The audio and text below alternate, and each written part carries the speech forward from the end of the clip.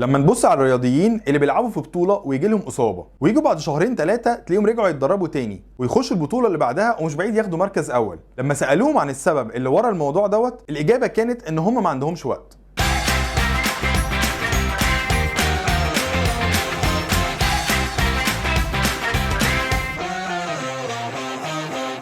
مساء الفل. واحده من الكونسبتس اللي احنا بنتعلمها من الرياضيين هي الريزيلينس. فكره السيت اوف مايند اللي ممكن تكون في دماغ الواحد تخليه عنده حاله من الاصرار والعند ان هو يحقق حاجه هو عايزها، دي حاجه قويه جدا بتخليه يستحمل الخبطات اللي هو ممكن يتعرض لها، الاصابات، وتخليه لو وقع يقوم بسرعه عشان خاطر يوصل للهدف بتاعه. وده اللي احنا بنسميه منتال تافنس. الحقيقه ان احنا محتاجين نبص لحياتنا من المنظور ده، سواء في حياتنا الشخصيه او في شغلنا، وتبقى على طول دماغنا بتبروسس بالمنظر ده عشان لما نيجي في الاوقات الصعبه او لما نيجي نقع نستوعب الصدمه بشكل اسرع، وبعدها على طول نقدر نرجع نبرفورم زي ما كنا قبل المشكله ما تحصل. في الحقيقه المصطلح دوت بيتسمى في الكوربريتس الكوربريت اثليت. بنسميه اثليت لان هو بشكل كبير بيبقى شبه الرياضي بس في الشغل. طيب عشان ابقى بفكر بالطريقه دي، ايه الحاجات اللي انا محتاج اعملها؟ في دراسه اتعملت في جامعه مانشستر بتتكلم عن 4 حاجات محتاجين نعملهم عشان نقدر نفكر بالمنظور ده، وسموها الفور سيز. اول حاجه الكنترول، ان يكون مهارة التحكم عندك عالية، حاسس انك قادر تتحكم في شغلك